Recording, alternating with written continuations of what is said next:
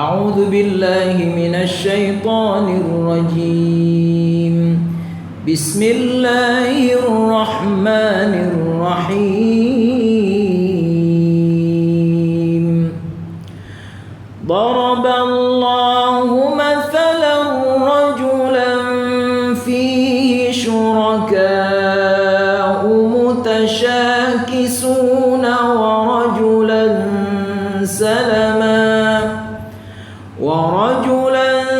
salaman lirajulin hal yastawiyani mathala alhamdulillahi bal aktsaruhum la ya'lamun. Innaka mayyitun wa innahum mayyitun thumma innakum yawmal qiyamati 'inda rabbikum takhtasimun. Faman azlamu mimman kadzaba 'ala Allahi wa kadzaba bis-sidqi idh ja'ah alaysa fi jahannama mathwan lil kafirin walladzi jaa'a bis-sidqi wa saddaqa bihi ulaika humul muttaqun. Lahum ma yasha'una 'inda rabbihim dzalika jazaa'ul muhsinin. Shadaqallahul azim. Bapak Ibu yang dirahmati Allah Subhanahu wa taala, minggu yang lalu kita bercerita tentang beratnya azab yang ada di hari akhirat. Ada dua macam azab, ada azab dunia, ada azab akhirat yang lebih dahsyat, yang lebih keras, yang lebih menyakitkan. Maka Allah mengingatkan kepada kita semua, hindarkan azab dunia, jauhkan dari azab akhirat. Bapak Ibu yang dirahmati Allah, kita mulai dari ayat yang ke-29. A'udzu billahi minasyaitonir rajim. Daraballahu mathala. Salah satu kemarin keterangan Allah sudah memberikan kepada kita berbagai macam perumpamaan. Allah berikan perumpamaan kepada kita agar apa? Agar kita mampu mengambil pelajaran dari perumpamaan itu. Maka Allah sampaikan sekarang perumpamaan itu. Perumpamaan orang yang bertuhankan banyak dengan orang yang bertuhankan satu. Perumpamaan orang musyrik dan perumpamaan orang muslim. Nah, ini dia keterangan dalam ayat yang ke-29 ini. Daraballahu mathala. Allah telah memberikan sebuah permisalan, perumpamaan rajulan tentang seorang laki-laki, seorang hamba yang kemudian diperhamba oleh orang, fihi syuraka, yang memperhambanya syuraka banyak. Jadi ada satu orang hamba sahaya budak, kemudian dia dimiliki oleh beberapa orang. Ya, syuraka itu ya bersekutu dia. Ya, terdiri dari beberapa orang. Mutasyakisun, dan orang yang memiliki itu, orang-orang yang banyak itu, yang memiliki satu orang budak laki-laki tadi, mutasyakisun, saling berselisih pendapat, tak seide dalam memberikan perintah kepada hamba tadi. Apa contohnya? Tuan yang satu, kamu belikan rokok. Tuan kedua, kamu belikan nasi. Tuan ketiga, kamu jangan beli lagi, kamu sapu saja rumah. Tuan yang keempat, kamu coba gali kolam. Apa yang terjadi dengan hamba ini? pasti hamba ini bingung, lagi pusing, mana yang harus dia kerjakan. Jadi ini perumpamaan Bapak Ibu tentang apa yang berlaku di kehidupan Arab jahiliyah waktu itu, di mana orang Arab jahiliyah punya Tuhan yang sangat banyak. Ya. Kalau mereka ingin urusan anak, ini Tuhannya. Kalau mereka ingin urusan ternak, ini Tuhannya. Kalau ingin pertanian, ini Tuhannya. Kalau ingin perdagangan mereka lancar, ini Tuhannya. Itulah yang terjadi pada orang-orang Arab. Sehingga kedatangan Rasulullah Sallallahu Alaihi Wasallam adalah untuk mereformasi itu, memperbaiki itu. Inilah yang dituduhkan kepada Nabi sebagai seorang yang melaksanakan bid'ah. Jadi Nabi itu dianggap sebagai orang yang melakukan bid'ah. Ya, ma kuntu bid'atan minar rusul. Tapi Nabi mengatakan, aku tidak melaksanakan bid'ah karena ajaran yang aku bawa, kata Nabi, sama seperti apa yang dibawa oleh para rasul dulu. Tapi orang Arab itu menuduh beliau bid'ah Bapak Ibu karena Nabi memiliki Tuhan satu, sedangkan mereka selama ini meyakini Tuhan yang banyak. Ya, di situ kemarahan mereka. Karena mereka berpikir seperti ini, karena banyak permasalahan yang mereka hadapi, maka harus banyak pula Tuhan yang menyelesaikannya. Yang ini masalah ternak, ini Tuhan yang menyelesaikannya. Masalah hujan, ini Tuhan yang menyelesaikannya. Masalah air, ini Tuhan yang menyelesaikannya. Maka Allah berikan perumpamaan seperti seorang budak laki-laki yang punya tuan yang banyak. Pasti nanti laki-laki itu bingung untuk menyelesaikan dan melakukan apa perbuatan yang dia inginkan. Kemudian Allah berikan perbandingan, wa rajulan salaman li rajulin. Dan ada seorang laki-laki yang seutuhnya dimiliki oleh satu orang tuan saja. Nah, itu dia.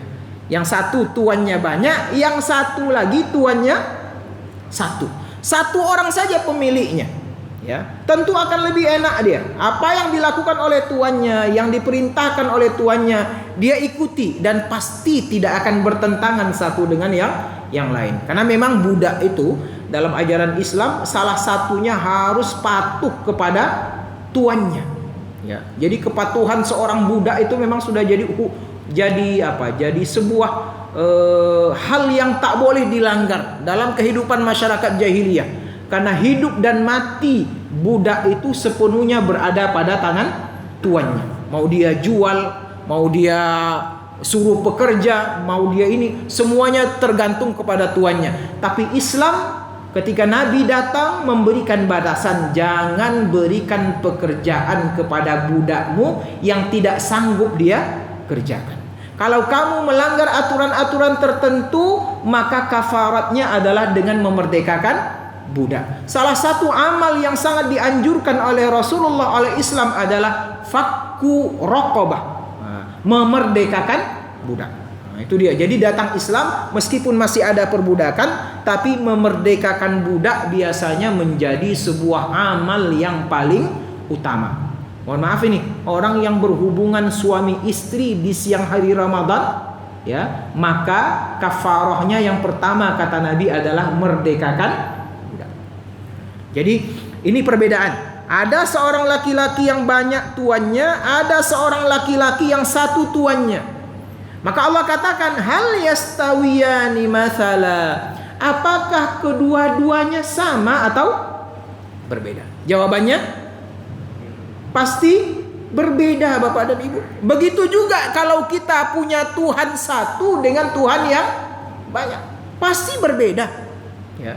Pasti nanti Tuhan yang ini menyuruh kita ke sini, Tuhan yang ini melarang kita ini, berseberangan satu dengan yang lain. Akhirnya yang bingung itu adalah umatnya, dan itu mustahil bagi Allah Subhanahu wa taala. Maka Allah dalam ayat yang lain mengatakan, jangankan banyak, lau kana fihima alihatun illallah saja.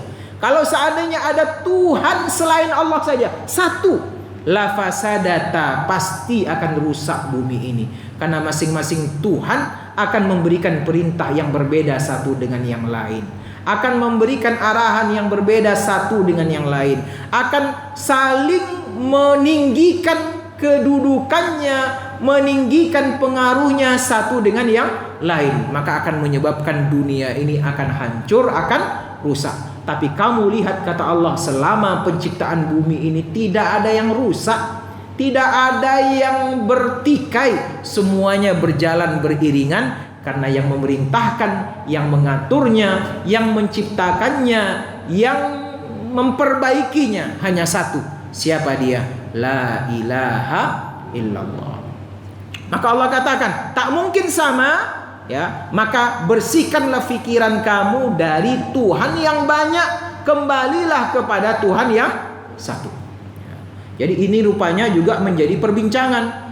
Memerintahkan, seolah-olah Allah memerintahkan orang Quraisy untuk berpikir, ya, apa mungkin punya Tuhan banyak dalam keadaan yang begitu teratur.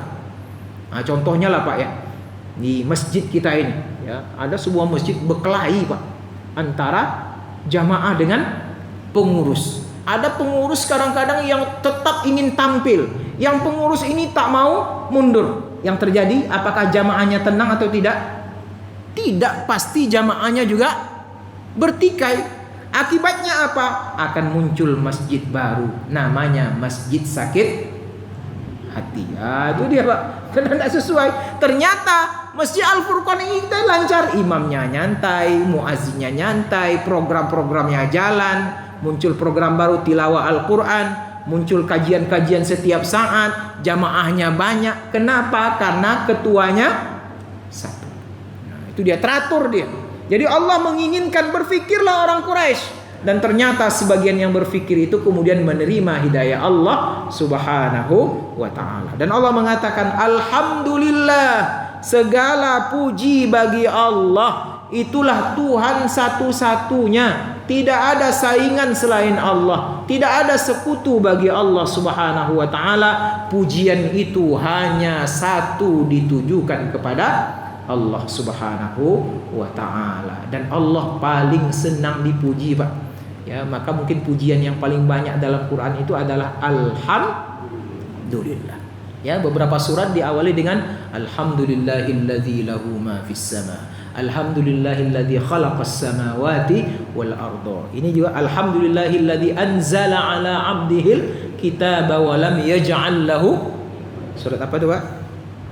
Al-Kahfi. Ini Allah juga katakan alhamdulillah, ya. Maka seringlah memuji Allah subhanahu wa ta'ala dengan mengucapkan alhamdulillah. Bahkan surah Al-Fatihah pun diawali dengan alhamdulillahi rabbil alamin menurut satu mazhab. Bal aktsaruhum la ya'lamun.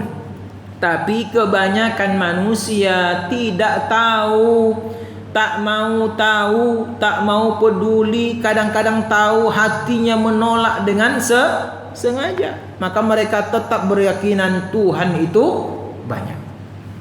Bapak Ibu yang dirahmati Allah, jadi pada ayat yang ke-29 ini Allah mencoba, ya, Allah meminta kepada kita untuk membandingkan. Seandainya ada Tuhan selain Allah, maka yang terjadi adalah sesuatu yang mungkin menyebabkan terjadinya kerusakan di atas muka bumi ini.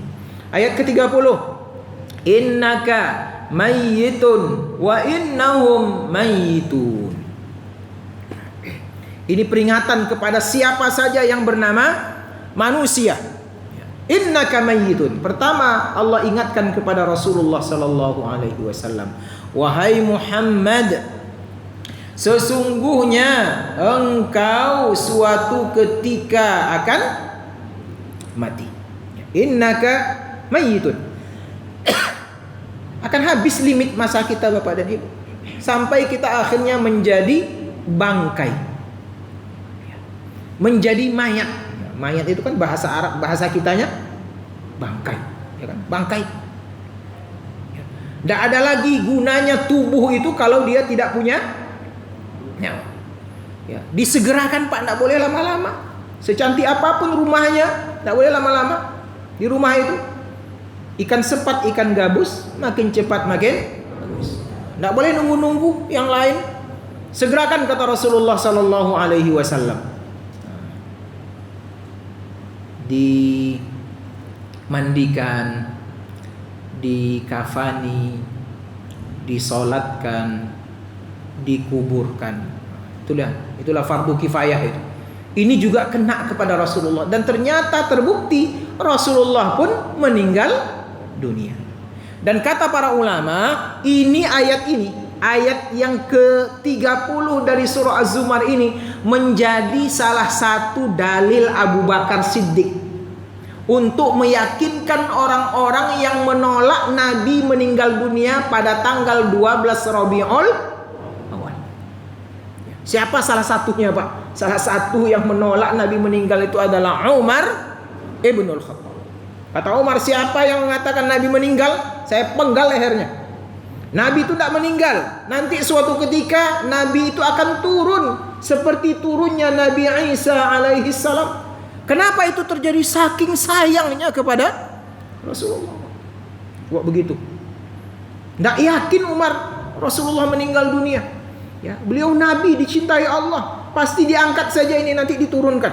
Maka kemudian Abu Bakar meyakinkan Umar. Ayat yang pertama kata para ulama adalah wa ma Muhammadun illa rasul qad khalat min qablihi rusul. Yang tidak yakin dengan Muhammad itu meninggal. Muhammad itu hanya seorang rasul. Apa sifat rasul itu? Wa ma arsalna min rasulin min qablika illa innahum la ya'kuluna at-ta'ama wa yamshuna fil aswaq. Rasul yang diutus sebelum kamu, kata Allah, la ya'kuluna at-ta'am, mereka makan nasi. Ya kan?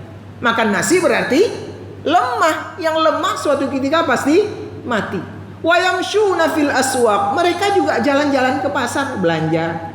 Nah, ya Pak ya. Beli ini, beli itu, ya, memeriksa timbangan, ngecek para pedagang, ya, manusia biasa, tidak akan mungkin hidup, ya. Nah, ditambah lagi kata para ulama, ayat ini juga digunakan oleh Abu Bakar Siddiq meyakinkan Umar, Nabi Muhammad itu hanya seorang manusia.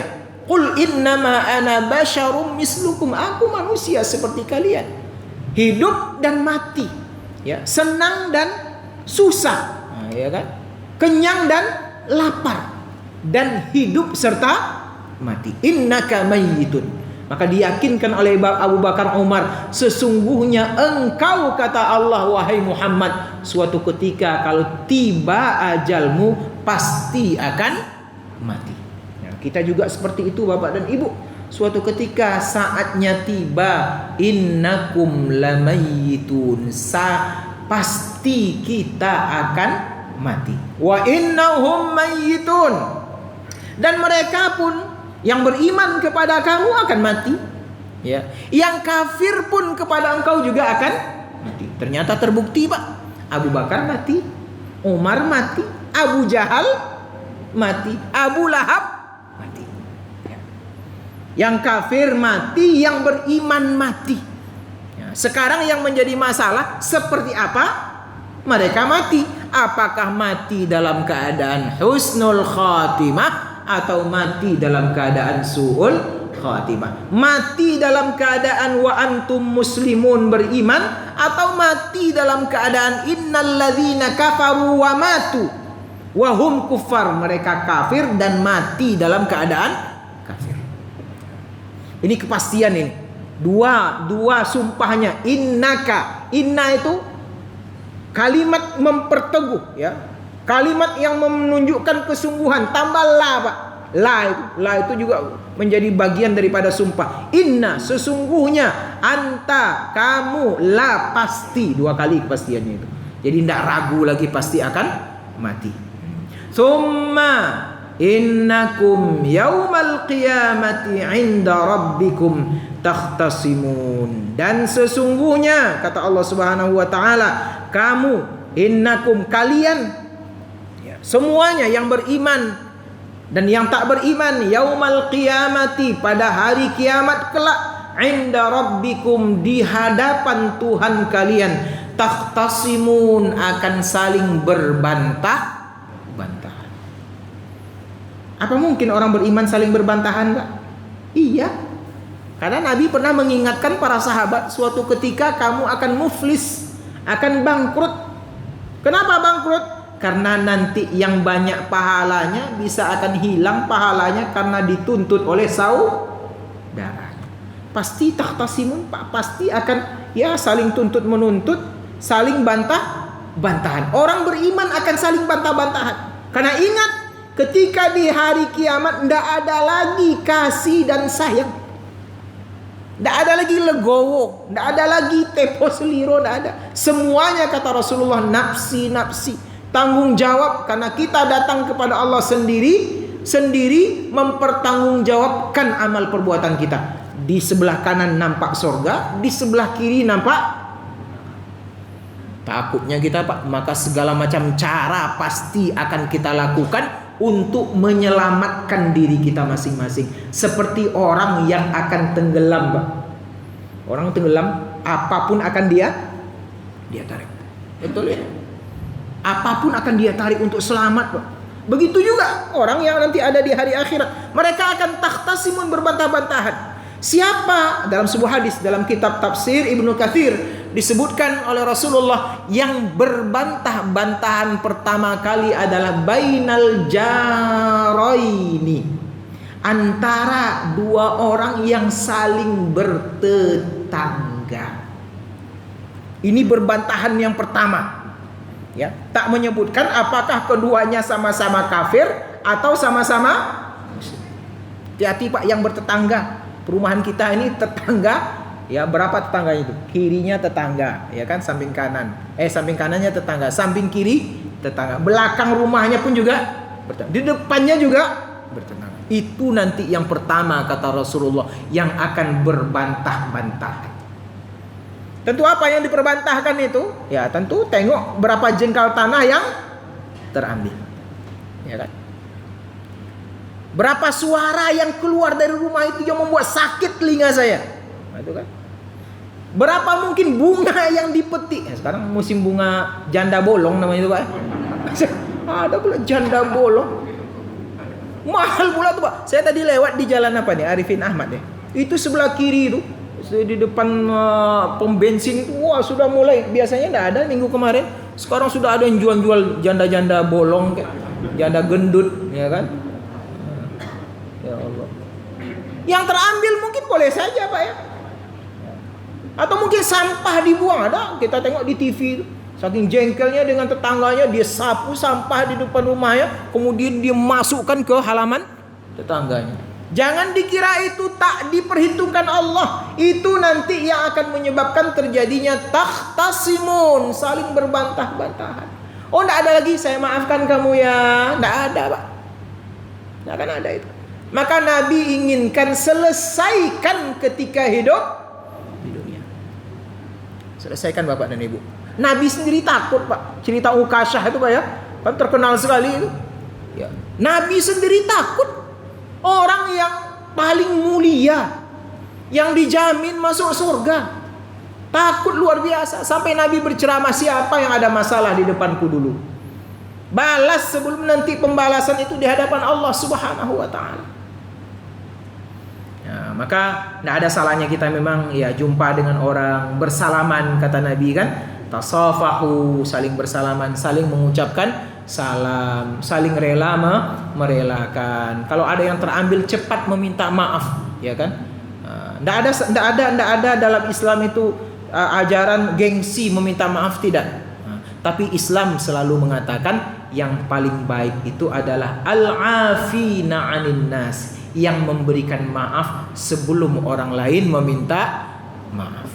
Kalau bisa, ini ada sebuah apa namanya itu, sebuah nasihat lah dari para psikolog.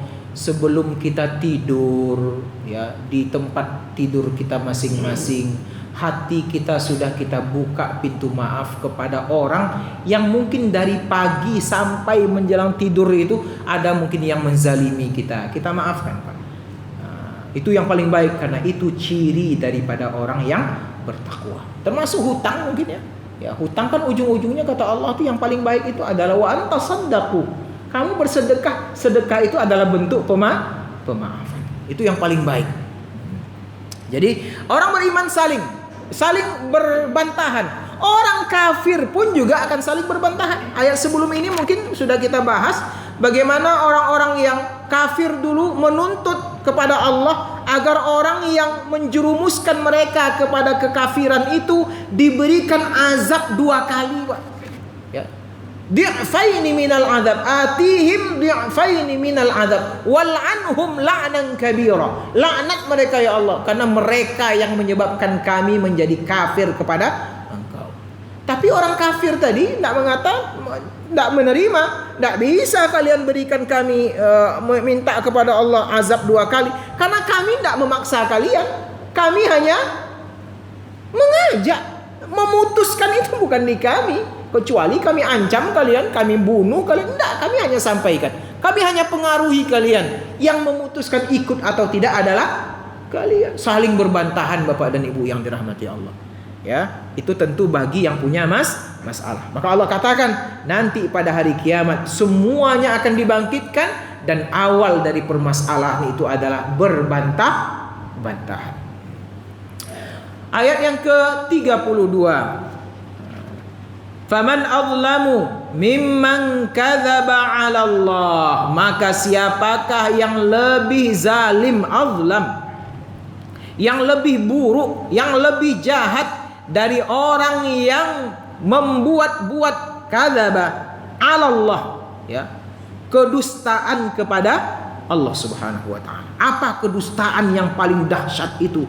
Menganggap ada Tuhan yang lain sebanding dengan Allah. Apalagi sesuatu yang membuat-buat kedustaan terhadap Allah, menganggap Allah itu punya istri, menganggap Allah itu punya anak, itu kan kedustaan. Apalagi kedustaan kepada Allah, menganggap Allah tidak tahu dengan apa yang dilakukan oleh manusia. Ada sebagian orang, Allah tuh tahu yang besar-besar saja, yang kecil-kecil Allah tidak tahu, tidak, Pak. Ya. Yang disembunyikan Allah tahu. Ya'lamu sirra wa akhfa. Allah itu tahu rahasia, wa akhfa, dan yang lebih rahasia daripada rahasia. Itu kedustaan-kedustaan yang dibuat oleh manusia terhadap Allah Subhanahu wa taala. Kemudian siapa yang lebih zalim daripada wa kadzdzaba bisidqi, dan orang yang mendustakan. Kalau pertama kadzaba, membuat kedustaan kepada Allah, yang kedua wa kadzdzaba bisidqi, mendustakan kebenaran. Idz ja'ahu, ketika kebenaran itu datang kepada mereka. Apa makna as-sidqi ini? Pertama Rasul, Pak.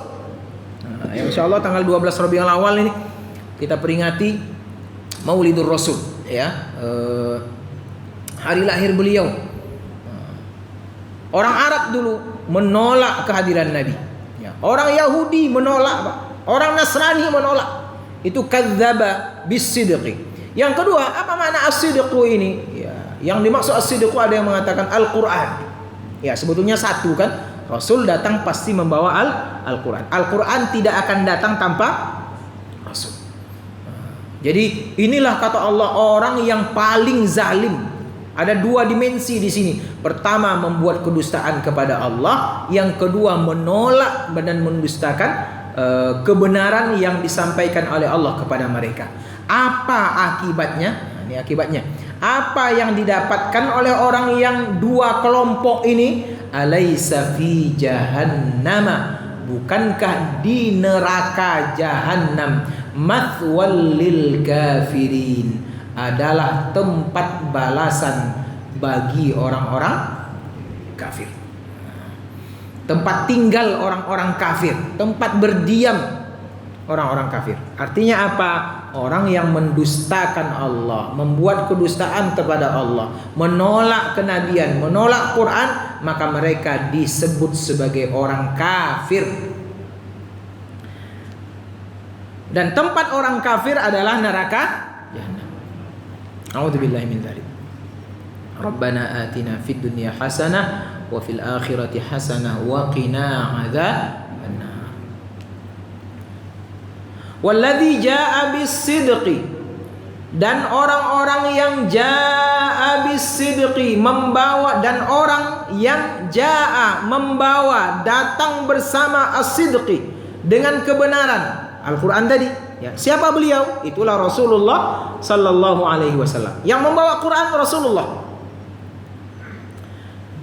Banyak yang meragukan Quran, pada akhirnya menjadi orang yang cinta kepada Al-Quran. Karena Al-Quran ini memang luar biasa, Pak. Semuanya bisa dengan Quran itu. Ya, kami tadi belajar seni baca Quran, ya kan? Masuk seni Quran. Dan seni Quran itu tidak bisa diikuti dengan musik. Nah, itu dia. Kalau kitab Injil, Bible itu bisa dinyanyikan, makanya nyanyi itu paling banyak di dalam gereja itu. Nah, saya masuk gereja pun tidak pernah lah ya. Tapi kalau menengok di gambar, setiap gereja pasti ada alat musiknya, Pak. Tidak bisa jauh dari alat musik gereja itu. Tapi Quran, masjid ada organ tunggal. Aduh, Pak. Karena memang saya mencoba-coba dulu main gitar, pakai bawa lagu Bayati, tak jumpa, Pak. Auzubillah ting ting ting ting ting, tak jumpa dia. Tapi kalau lagu kasidah bisa, Pak. Magadir ya galbil ana magadir, bisa itu. Suasana di kota santri, itu kan? Hari santri tanggal 22 besok, Pak ya. Sekarang tanggal berapa, Pak? 21. Besok hari santri nasional. Nah, itu kan. Ada lagunya tuh, lagu tahun-tahun 85 dulu. Suasana di kota santri asik senangkan. Bisa pakai gitar, Pak, bisa pakai organ. Tapi Quran itu tidak bisa. Lagu Quran Bayati, Sobah, Hijaz tidak jumpa dia. Carilah yang bisa ngikutinya, tidak bisa dia. Dilakukan enak dia, dizikirkan enak dia kan, meninabobokkan anak enak dengan Al-Quranul Karim. Itu yang membawanya alladzi jaa bisidqi, itulah Rasulullah sallallahu alaihi wasallam. Maka setiap ingat Nabi, ingat Al-Quran. Maka orang yang datang bersama as-sidqi, dengan kebenaran itu, wasaddaqa bihi, dan kemudian membenarkannya. Jadi bukan hanya membawa saja, tapi membenarkannya. Ya, itu bisa jadi nabi, itu bisa kita hari ini yang membenarkan Al-Quran. Ya, Pak ya. Benar Quran itu. Tidak ada satupun kalimat-kalimatnya yang aneh, yang asing, yang bertentangan satu dengan yang lain, Pak. Kalau Injil tadi saya tengok ada di acara di YouTube itu bertentangan sekali antara satu dengan yang lain. Ada satu Injil yang dari Inggris, itu katanya cerita Nabi Ibrahim punya anak namanya Nabi Ismail. Ada dalam kitab Injil itu. Injil yang satu katanya begini, inilah Ibrahim yang punya anak namanya Ismail, yang anak itu orang baik, pokoknya baik nih.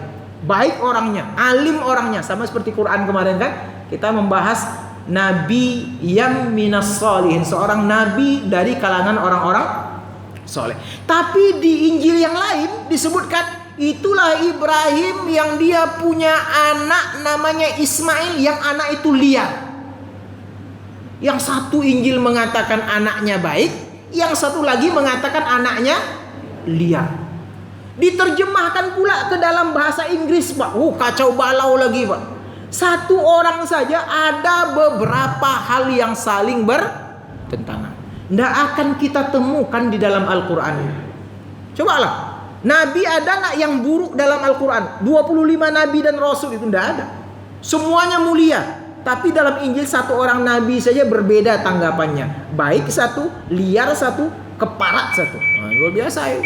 Ya, dan itu tidak mungkin ada di dalam Al-Quran. Dan kita membenarkan Al-Quran yang dibawa oleh Rasulullah Sallallahu Alaihi Wasallam. Apa balasan Allah? Kalau tadi yang mendustakan Allah, yang mendustakan kebenaran, maka tempatnya adalah Jahannam. Orang yang datang dengan kebenaran dan membenarkan kebenaran itu, kita semua umat Rasulullah Sallallahu Alaihi Wasallam, apa yang Allah siapkan untuk kita?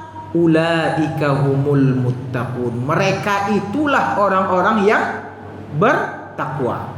Lahum ma yasha'una inda rabbihim. Nanti kalau sampai mereka di hadapan Allah, maka bagi mereka ma yasha'un, apa yang ingin mereka inginkan Allah berikan, Pak.